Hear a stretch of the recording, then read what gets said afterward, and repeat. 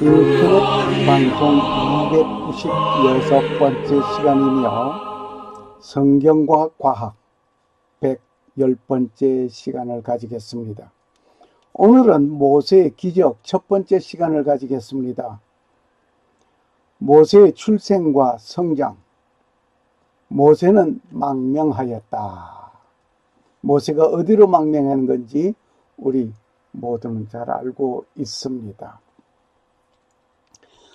바로가 이 일을 듣고 모세를 죽이고자 하여 찾은지라 모세가 바로의 낯을 피하여 미디안 땅에 머물며 하루는 우물 곁에 앉았더라.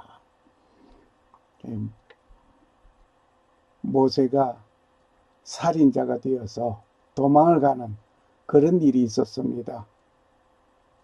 그래서 미디안 땅으로 가였습니다. 출애굽기 2장 15절 말씀입니다. Oyendo Faraón acerca de este hecho,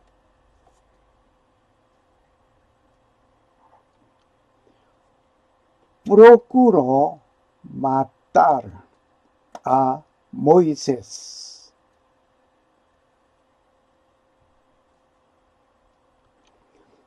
Pero Moisés huyó de delante de Faraón.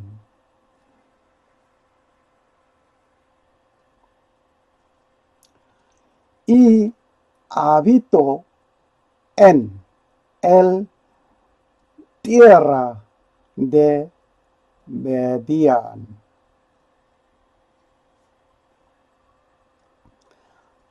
Éxodos capítulo 2 versículo 15. 오늘부터 몇 시간 동안 모세의 기적을 찾아보면서 놀라운 은혜의 시간을 가지려고 합니다. 모세의 기적은 출생에서 시작하여 출애굽하는 이스라엘 백성들을 보게 됩니다. 그리고 연이어 이스라엘 백성이 하나님께서 친히 기록해 주신 십계명을 받는 일과 광야에서 40년간 생활하는 일들이 모세의 기적 속에 연속되어져 있습니다. 놀라운 것은 모세가 출생하여 애굽 왕궁의 왕자로 성장하는 일은 놀라운 일이었습니다. 특히 모세가 출생하는 일은 모세의 기적의 첫 단추가 된 것입니다. 하나님은 이 일도 역사하셨습니다. 모세, 히브리어로 모세는 구약 성서의 출애굽기에 나오는 예언자입니다. 하나님은 모세를 이스라엘 백성의 지도자로, 출애굽 지도자로 삼았는데 이스라엘 백성이 430년 동안 애굽에서 종살이 하던 민족을 출애굽시키는데 지도자로 삼았단 말입니다. 모세라는 이름은 이집트 공주 바로의 딸이 지어준 이름입니다. 왜 이 백성은 애굽에서 430년간 이집트에서 종살이하게 되었는가를 먼저 소급해 보는 역사가 필요합니다. 하나님은 아브라함을 갈대아 우르에서 살고 있던 자를 불러내셨습니다. 이 기록은 창세기 12장에 소상하게 기록되어져 있습니다. 하나님의 부름을 받고 갈대아 우르를 떠난 아브라함은 가나안 땅으로 왔습니다. 이곳에서 하나님은 아브라함에게 아브라함이란 이름으로 지어 고쳐 주셨습니다. 그러면서 네 후손이 바다의 모래 같고 하늘의 별과 같이 많을 것을 말씀하시면서 한 민족을 이룰 것이라고 하였습니다. 그리고 말씀하시기를 네 후손이 애굽에서 400년간 종살이하다가 나올 것이라는 말씀도 하셨습니다. 아브라함의 손자 야곱은 12아들을 낳게 되었습니다. 오늘 여기에 잠깐 한번 보겠습니다.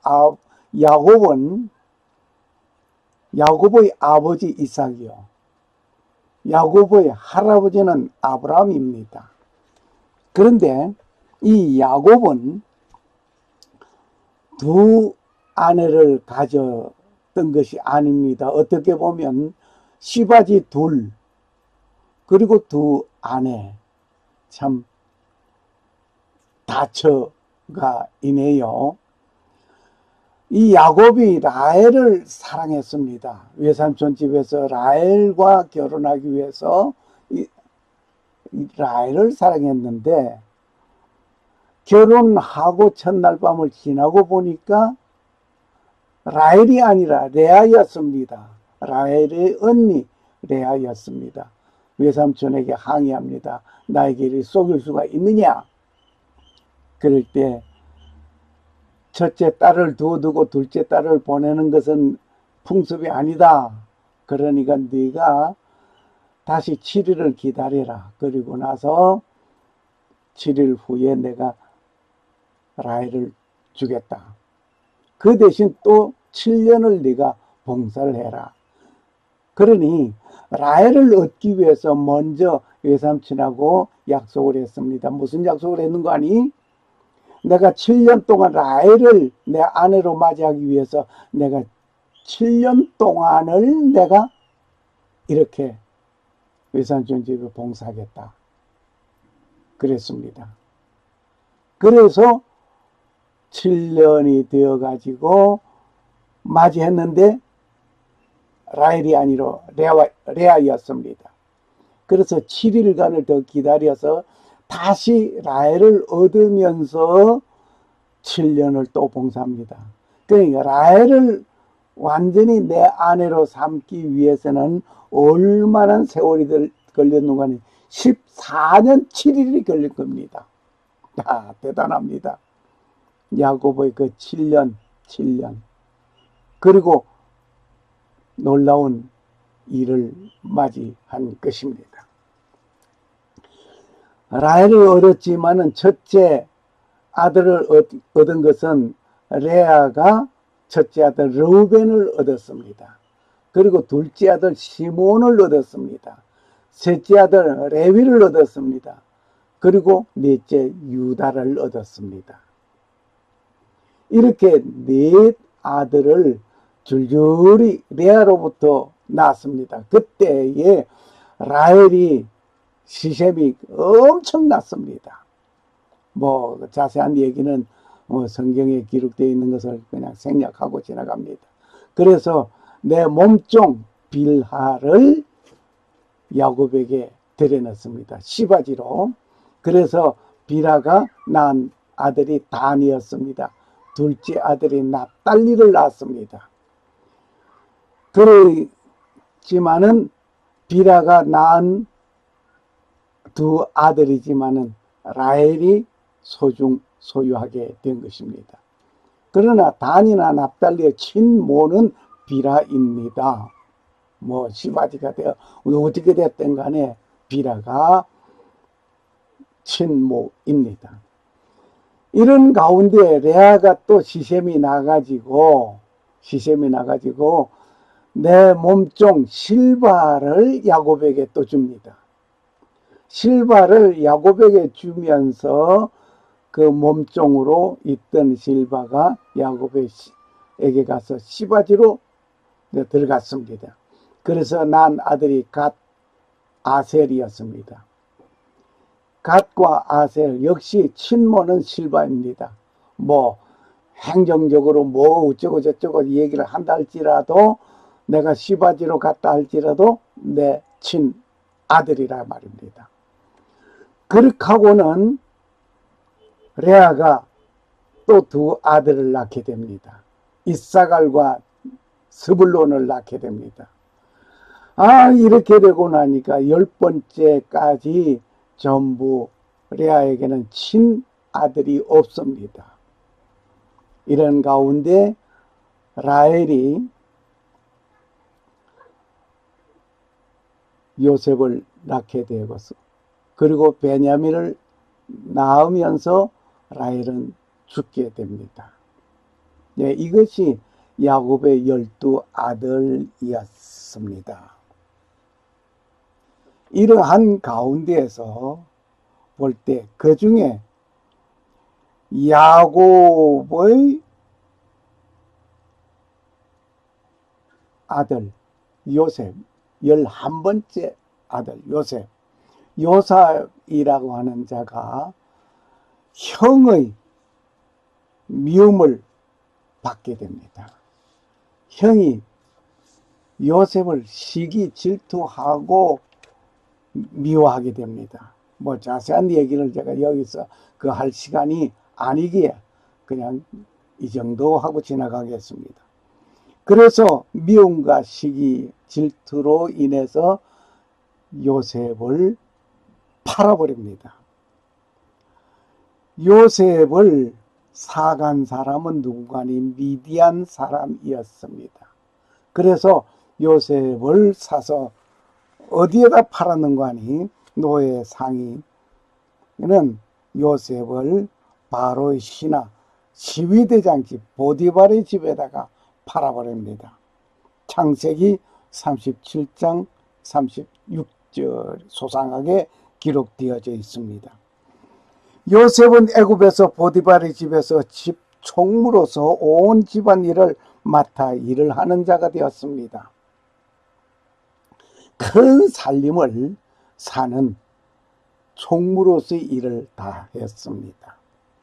그런데 요셉은 보디발의 아내로서 유혹을 거절하게 됩니다. 거절하게 됨으로 인해 가지고 감옥에 가게 되는 것입니다. 이 요셉은 아버지와 함께 생활할 때 귀염을 받은 아들이었습니다. 그런데 형들의 미움과 시기심에 종으로 팔려가는 일이 되었고, 그 종살이에서 감옥형으로 기구한 운명의 사나이였습니다. 요셉은 투옥 중에 같이 옥살이 하던 자의 꿈을 해몽해주는 일이 있었습니다. 그 일이 있은 후에 바로 왕이 꿈을 꾸었는데 꿈이 이상하고 징조가 있는 꿈이었습니다. 아무도 이 꿈을 해몽해주는 자가 없었습니다. 이때 술 맡은 관원장이 감옥에서 경험한 일을 왕에게 말을 하게 됩니다. 왕은 요셉을 부르게 됩니다. 요셉은 왕의 꿈을 해몽하는 일이 되었습니다. 그 꿈은 애굽에 7년 동안 큰 풍년이 있게 된다.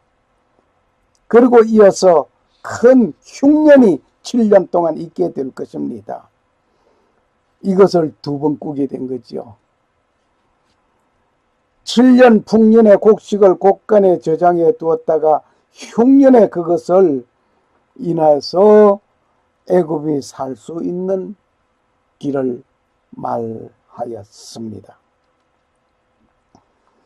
이 일로 인해서 바로 왕은 요셉을 애굽의 국무총리로 임명하게 됩니다. 바로의 꿈 해몽을 통해서 애굽의 국무총리로 이룬다 말입니다. 그리고 7년의 풍년이 끝나고 흉년이 시작되었습니다. 그 흉년에 애굽으로 곡식을 구하기 위하여 찾아온 형들을 맞이하게 되는 요셉입니다. 이 요셉은 아버지의 심부름을 받아서 형들이 어떻게 생활하나, 그래서 형들을 찾아 나섰습니다. 찾아 나서 헤매다 보니까 도단에 있다는 소문을 듣고 도단까지 갔습니다. 그 도단까지 온 요셉을 형들이 미디안 상인에게 팔아버렸습니다. 그래서 여기 쭉 보면은 팔려간 요셉, 미디안 상인들이 잡아서 어디로 갔냐? 비베셋이라고 하는 곳에 가서 보디발 장군에게 다시 또 팝니다. 이 창세기 37장 36절이죠. 이렇게 할 때 여기에 홍해를 건너고 그런 거 없었습니다. 앞으로 나올 얘기이기 때문에 안 해도 상관없지만 미리 기억해 주시면 좋겠습니다. 홍해를 바로 건너고 어디에서 머물렀다 하는 그런 얘기, 앞으로 나올 얘기입니다만은 지금까지 우리가 알고 있던 것이 아니라고 하는 것을 미리 말씀을 드립니다. 나중에 이 강의 마지막 부분에도 나오겠습니다만은 홍해를 걷는 일이 없습니다. 여기는 육지입니다. 그냥 건너가면, 걸어서 가면 됩니다. 그렇게 하고는 요셉이 아버지가 돌아가셨을 때 부엘세바로 장사 지내러 가는 그 일이 생겼습니다.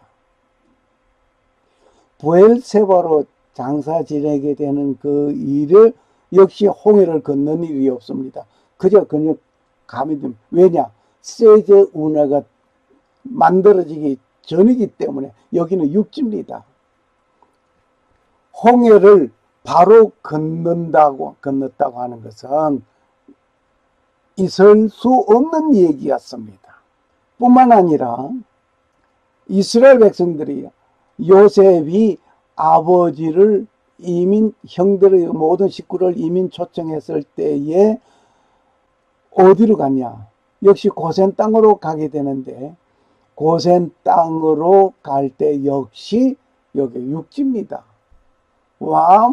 여기 하나의 바다가 가로막고 홍해를 건너가야 하고 그런 일이 전혀 있을 수 없는 일입니다. 그것만 일단 기억하고 나중에 나올 얘기니까 오늘 이 정도 말씀을 드리고 지나가겠습니다. 요셉은 형들과 아버지를 모두 애굽으로 이민 초청하게 되는 일이 생겼습니다. 그래서 온 곳이 고센 땅이었습니다. 고센 땅으로 요셉을 형과 아버지, 그리고 아버지를 만난 요셉, 아버지를 끌어안고 이렇게 반가워하는, 오랜 세월 만에 만난 것입니다. 이때 애굽으로 이민 온 식구는 70명 정도였습니다. 창세기 46장 27절 말씀 참고하시면 되시겠습니다. 이렇게 이민 온 이들은 세월이 흐르면서 요셉을 알지 못하는 왕이 애굽을 통치하게 되면서 이스라엘 백성들은 엄청난 고난을 당하기 시작했습니다. 이스라엘 자손들은 생육이 중다하고 번식하고 장성하고 심히 강대하여 온 땅에 가득하게 되었습니다. 출애굽기 1장 7절 말씀입니다. 요셉을 알지 못하는 새 왕이 일어나서 애굽을 다스리게 되었습니다. 온 땅에 가득하고 이 민족으로 인해서 고민하게 되었습니다. 애굽 왕은 애굽의 국고성 비돔과 람셋을 건축하면서 이스라엘 백성들을 더욱 혹독하게 부렸습니다. 그들은 흙을 이겨 벽돌을 만들고 엄청난 고난과 역경 시련을 겪어야만 했습니다. 밭일, 온갖 고된 일들을 시키면서 이스라엘 백성들을 괴롭혔습니다. 애굽 왕은 명령을 조산원들에게 내립니다. 뭐라고 내린 거 아니? 너희는 히브리 여인을 위하여 해산을 도울 때에 그 자리를 살펴서 아들이거든 그를 죽이고 딸이거든 살려두라. 출애굽기 1장 16절 말씀입니다. 그러니까 이스라엘 자손들이 아들을 죽여 그러니까 대를 끊어 내리겠다는 얘기입니다. 번성하는 민족의 중담을 막기 위하여 남자아이를 죽이라는 것입니다. 그런데 산파들이 남자아이를 죽이지 아니하고 살렸습니다. 왕이 산파들을 불렀습니다. 너희가 어찌 이같이 하여 남자를 살렸느냐? 너희가 어찌하여 남자를 이같이 살렸느냐? 산파는 말을 합니다. 히브리 여인은 애굽 여인과 같이 아니하고 건강하여 산파가 그들에게 이르기 전에 해산하였더이다. 출애굽기 1장 19절 말씀입니다. 하나님은 이들에게 역사하셨습니다. 그리고 산파들은 하나님을 경외하는 자들이었습니다. 하나님은 산파에게 은혜를 베풀었습니다. 왕은 새로운 명령을 내리게 됩니다. 무슨 명령을 내리는 거 아니? 남자가 나거든 너희는 그를 하수에 던지고 여자이거든 살려둬라. 출애굽기 1장 22절 말씀. 역시 남자의 대를 이스라엘의 대를 끊겠다고 하는 것입니다. 씨를 말리겠다는 얘기입니다. 이 살벌한 시기에 모세가 태어났습니다. 모세가 태어나서 3개월간 숨겨진 가운데서 키우지만 부모님은 어쩔 수 없이 갈 상자에 아기를 담아 하수에 내보내는 일이 되었습니다. 눈물 나는 일입니다. 정말 내 아들을 강에 띄어서 내보내야 한다는 부모의 그 심정 말로 표현할 수 없습니다. 하수에 버림을 받은 아기를 바로 왕의 딸이 발견하게 됩니다. 하수에서 건져낸 아기를 자기의 아들로 양자 삼아 키우게 되는 일이 되었습니다. 공주는 모세를 양자로 삼았습니다. 하수에서 건진 아기라는 뜻으로 모세라고 이름을 지어주었습니다. 이렇게 자란 모세는 애굽의 왕궁에서 왕자로 성장하게 된 것입니다. 애굽 왕궁에서 자라는 모세는 애굽 왕궁의 왕자이지만은 피는 속이지 못하는 것 같습니다. 애굽 왕궁에서 왕자로 살지만 모세의 피는 이스라엘인이었습니다. 한날 애굽인에게 혹사당하는 일이 있었습니다. 이때 민족애가 발동한 것입니다. 형제를 돕겠다고 애굽인을 쳐 죽였습니다. 그 다음날 같은 형제끼리 다툼이 있었습니다. 그 잘못하는 자에게 말을 합니다. 그때 모세는 뼈아픈 이야기를 듣게 됩니다. 누가 너로 우리의 주제와 법관을 삼았느냐? 네가 애굽 사람을 죽인 같이 나도 죽이려느냐? 출애굽기 2장 14절 말씀입니다. 은혜를 베푸는 것이 누가 누구에게 은혜를 베풀며 도와주는 자가 누가 누구를 도와주는지를 몰랐던 것입니다. 모세는 이 말을 듣고 순간 어제 있었던 살인사건이 탄로난 것을 알았습니다. 바로 왕은 모세를 찾아 죽이려고 하는 중에 모세는 바로 왕의 낯을 피하여 미디안 땅으로 도망간 것입니다. 미디안 땅으로 도망간 모세. 망명자 모세는 미디안에서 이드로의 딸과 결혼하고 살게 되었습니다. 어떻게 보면 하나님께서 아브라함을 부르시고 아브라함이란 이름으로 축복해 주신 뒤에 네 후손이 400년 동안 엄청난 시련을 겪은 뒤에 젖과 꿀이 흐르는 가나안 땅에 들어와서 민족이 나라를 이루어 살게 될 것을 말씀하신 것이 고작 이것이었던가 하면서 원망할 만합니다. 우리는 여기에서 잠시 머물러 서서 생각해 보아야 할 것이 있습니다. 하나님은 공경해 주시기를 바랍니다. 그래서 하나님을 공경하고 섬기는 자가 있습니다. 그런데 그가 고난을 받기도 합니다.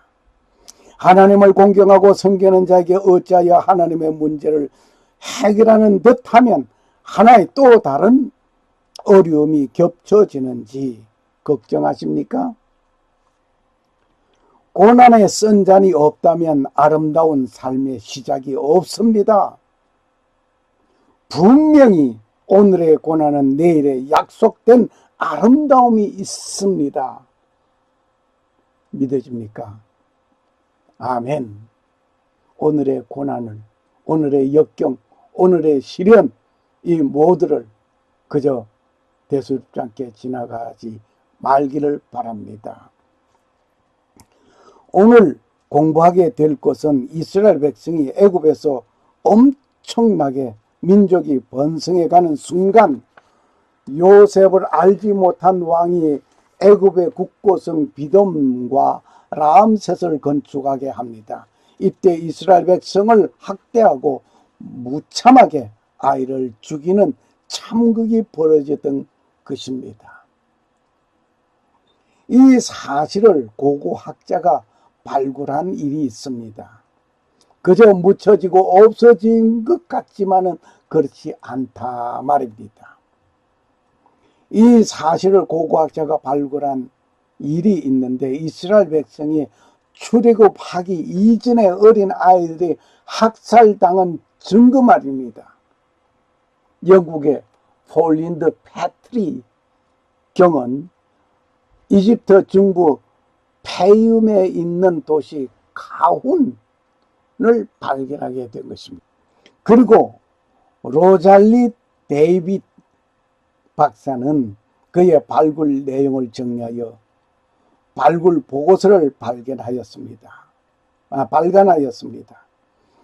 그 보고서에는 그녀는 이렇게 언급하였습니다.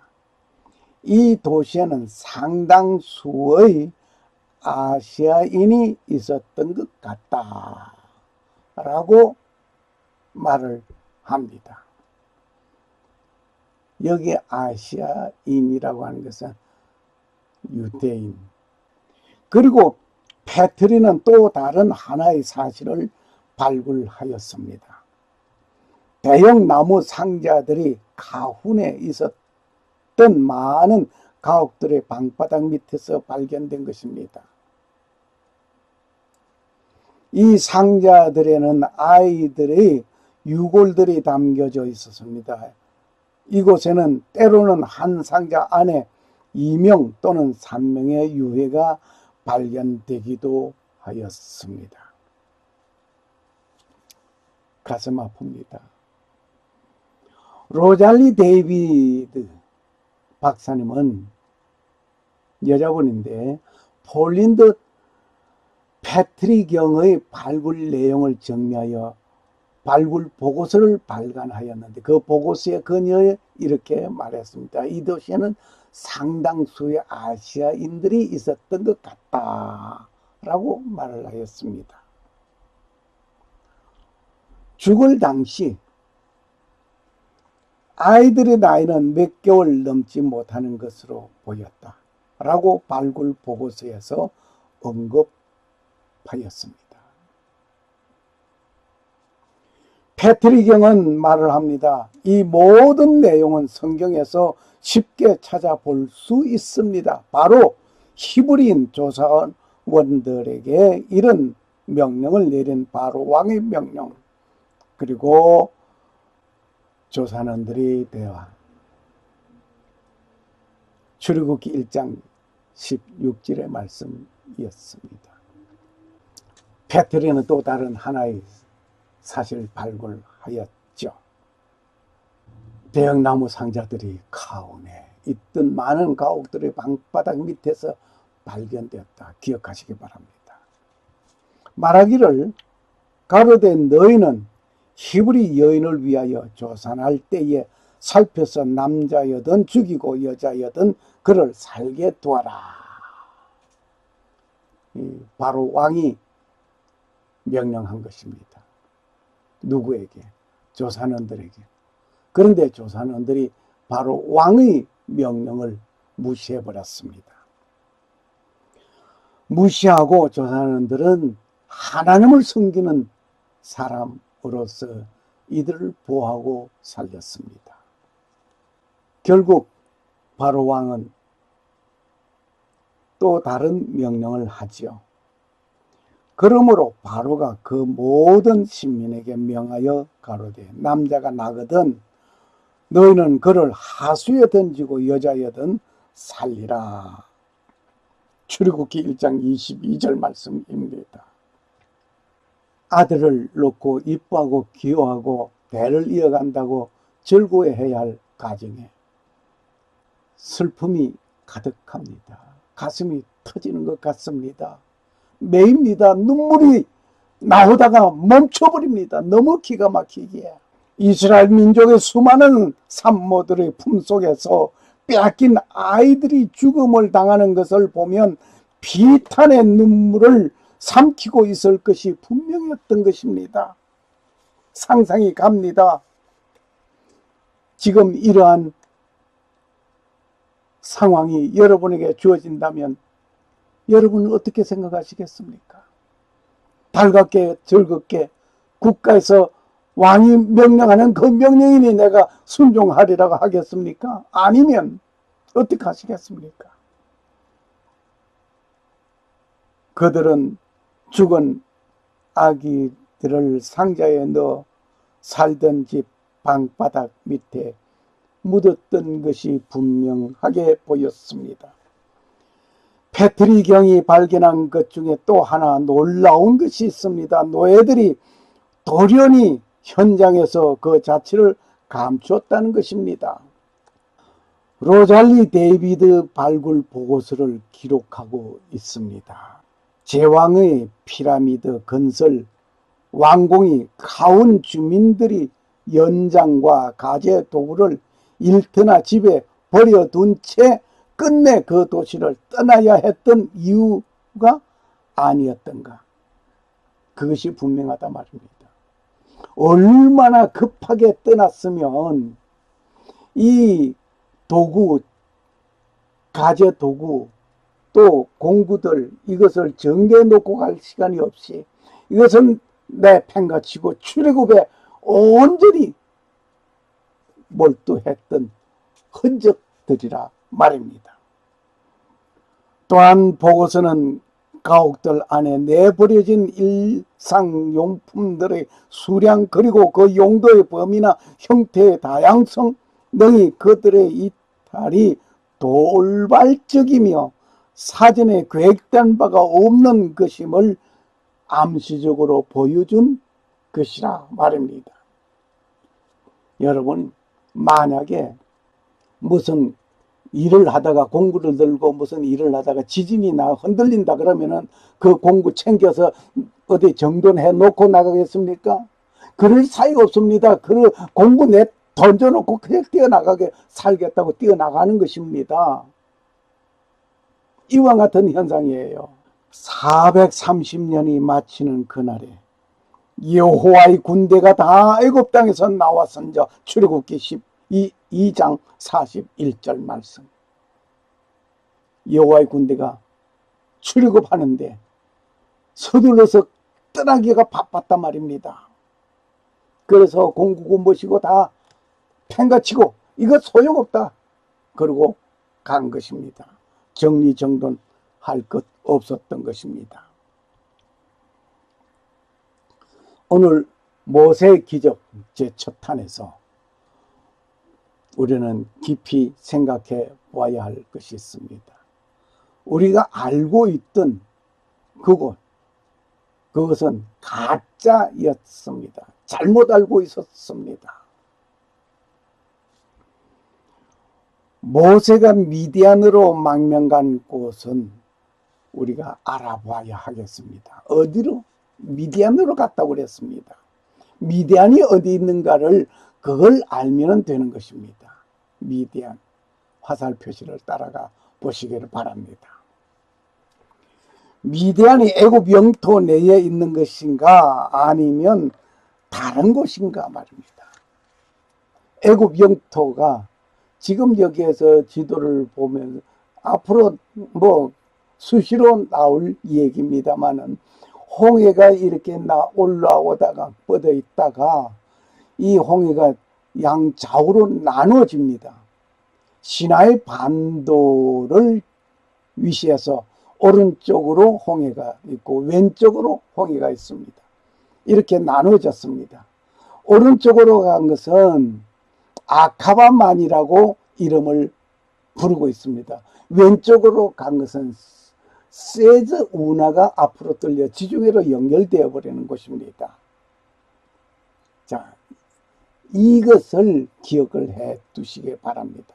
그래서 시나이 반도 끝단에 나타나 있는 여기에 글자가 가짜 시내산이라고 되어 있는데 우리가 알고 있는 성캐드린 수도원이 있는 이 시내산, 여기에서 모세가 십계명을 받고 부름을 받았다 어쩌고 한다 그런데 여기에는 미디안이 없습니다. 여기는 애굽 땅입니다.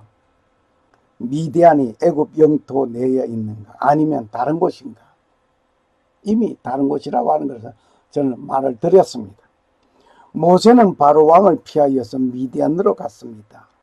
그 미디안이 애굽 국경 내에 있다면 망명 간 것이 아닙니다. 분명히 바로 왕의 국왕 권한을 벗어나지 못한 것입니다.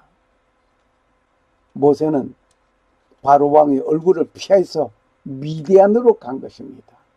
그러면 망명 가는 자, 도망가는 자가 애굽 영토 내에 있으면서 도망갔다? 그는 말이 안 되는 얘기입니다. 많은 분들이 시나이 반도에 있는 시내산에서 모세는 십계명을 받고 이스라엘 백성들이 광야 생활을 하였다고 말을 하고 있습니다. 이렇게 많이 저도 처음에 그렇게 배웠습니다. 그렇게 들었습니다. 또한 한동안 그렇게 저도 듣고 배운 대로 강의도 하고 떠들었습니다. 그런데 이 자세한 내용, 어릴 신앙생활 처음에 할 때 이 홍해를 건넜다, 이스라엘 백성들을 잡으러 오던 애국 군대가 전부 몰살해 죽었다. 이 얘기 듣고 얼마나 진지했던지 목사님에게 물었습니다. 결국 뭐라고 하냐면 그건 성경대로 믿고 성경대로 살아. 예. 그런데 성경대로 믿으려고 하니까 점점 더 의심이 드는 겁니다. 뭐냐면은 이 시나이 반도가 국경이 어디냐? 이건 외국 땅이 아니라 애굽 땅, 애굽 영토 내에 있다. 그럼 이곳에 그래 미디안으로 간 요셉이 미디안에서 양떼를 이끌고 이 시내산에 와서 그러면 이것은 그냥 강을 개울을 건너는 것도 아니고 홍해를 건너서 양떼를 이끌고 와서 목양하다가 돌아갔다. 하나둘이 의심이 드는 거 아니었습니다. 그러나 이것을 최후에 알게 되었습니다. 하지만 이곳은 애국 국경 내에 있는 것이 아닙니다. 미디안은 애국 국경 내에 있는 것이 아닙니다. 그리고 이것은 미디안이 없습니다. 시나이 반도에 미디안이 없습니다. 이것만 보더라도 미디안은 애굽 영토 내에 있는 것이 아니라는 것을 알게 되는 것입니다. 미디안은 사우디 아라비아에 있는 미디안입니다.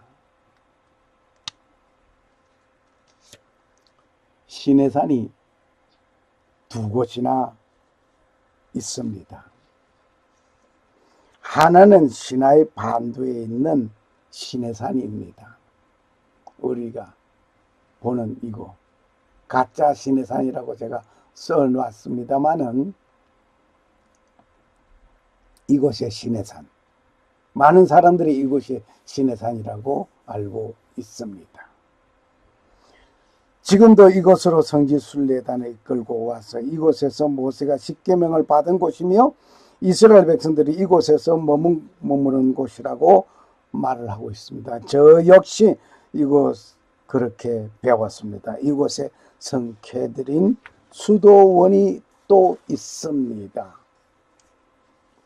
저 역시 오래전에 성지순례를 하게 되었다면 이곳에 와서 하나님께 감사 기도를 드렸을 것입니다. 그런데 출애굽한 이스라엘 백성들이 장정 60만 대군이었습니다. 그런데 그 숫자는 어린이와 여자는 숫자에 포함되지 아니하였습니다. 그리고 이스라엘 백성이 아닌 다른 잡족 민족이 있습니다. 소떼와 양떼들이 있습니다. 가축이 있습니다. 이들은 모두 합하면 얼마나 되겠는지 추산해 보셨습니까? 저는 추산해 보았습니다. 약 200만으로 봅니다. 엄청난 숫자입니다. 어떻게 보면 그보다 더 할 수 있습니다. 이 시내산에서는 엄청난 군중이 머무를 수 있는 곳은 없습니다. 그리고 이곳은 오래전부터 애굽 영토 내에 있고 애굽에서 관리하고 있습니다. 이곳에 있는 케드린 수도원에 대하여 알려진 이야기를 들어보겠습니다. 케드린은 알렉산드리아 귀족의 딸로서 로마의 기독교 박해 때 순교당한 자입니다.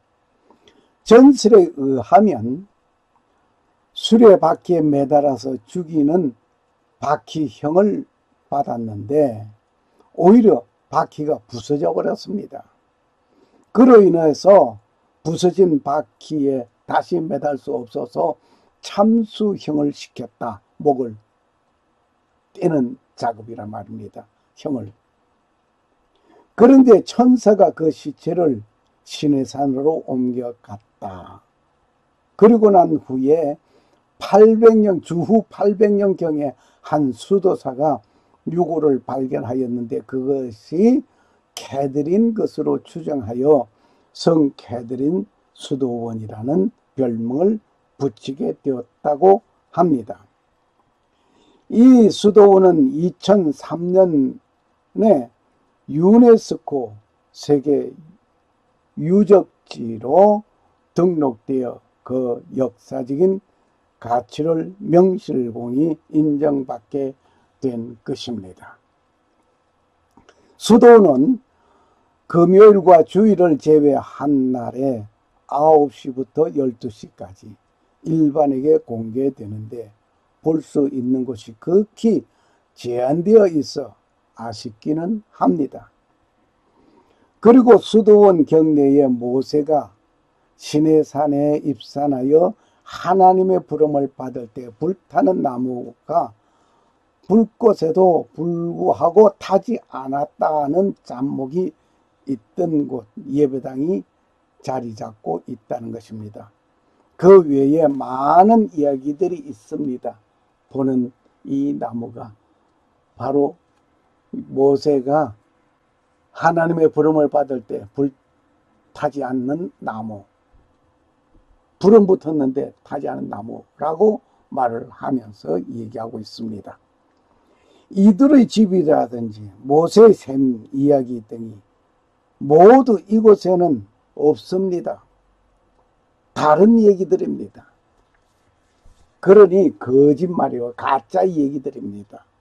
그것을 저도 알고 그렇게 믿고 가르쳤었습니다. 그러므로 시나이 반도에 있는 시내산에서 모세가 십계를 받았다는 말 역시 아니라 말입니다. 모세가 하나님의 부름을 받았을 때 불타는 나무 이야기는 이곳이 아닙니다. 하나님의 부름을 받았다는 이야기는 다음 시간에 말씀을 드리기로 하겠습니다. 아무튼 이곳의 시내산은 아니라는 것만 말씀을 드리겠습니다. 아닙니다.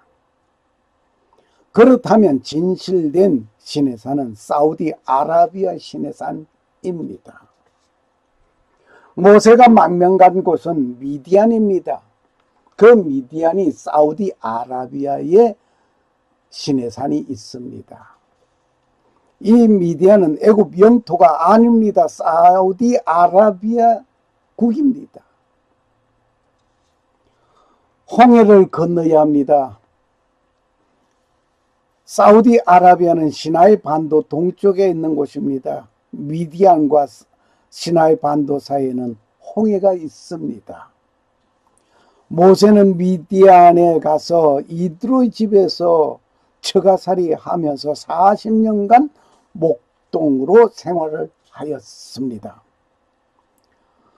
모세는 미디안에 가서 이드로의 집에서 40년 동안 목동 생활을 하면서 여기에서 배운 것이 뭐겠습니까? 모세가 생활하던 미디안에는 시내산과 호렙산이 있습니다. 그림을 보시죠. 시내산과 호렙산이 여기에 있고, 그리고 이 미디안에 모세의 샘이 있습니다. 제가 오래전에 이 강의를 할 때에 이 구글 어스에서 이것을 찾아서 제가 놓기도 했습니다. 구글 어스에 보니까 시나이 반도에 있는 것이 아니라 사우디아라비아에 모세의 샘이 있음을 발견했습니다. 그리고 이곳에는 모세가 살았던 이드로의 장인 집이 또 여기에 있습니다. 역시 구글 어스에서 모세의 장인 이드로의 집이 어디라는 것을 사우디아라비아에 있음을 발견했습니다. 이드로의 장인 여기에서 있으면서 좀 전에도 말씀을 드렸습니다마는 여기서 목동 생활을 하면서 시나이 반도에 있는 시내산에 가서 하나님의 부름을 받고 여기서 목욕을 하고 또 홍해를 건너오고, 이것은 그림 같은 얘기도 아닙니다. 만약 그렇게 했다면 40년 동안입니다. 애굽에서 사로잡아 갔습니다. 도망간 망명간 모세를 사로잡아 갔습니다.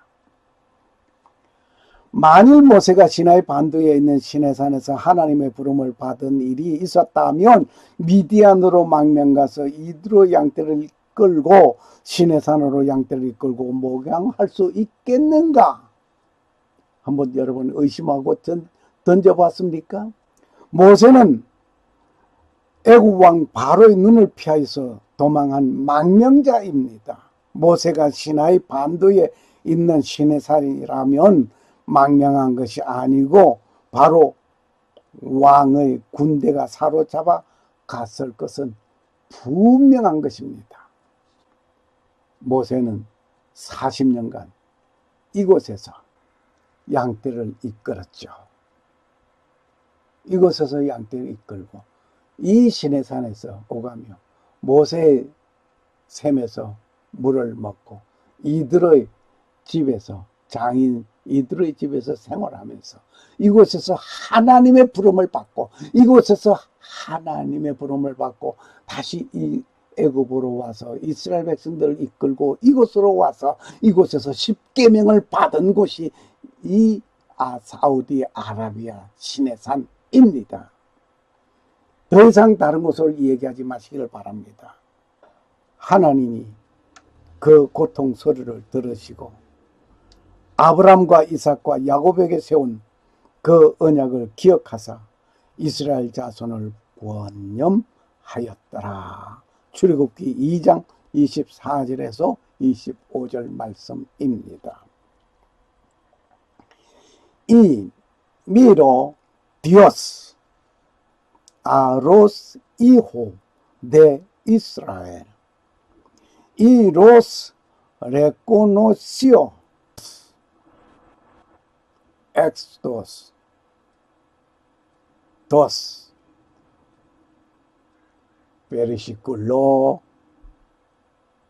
25. 샬롬. 감사합니다.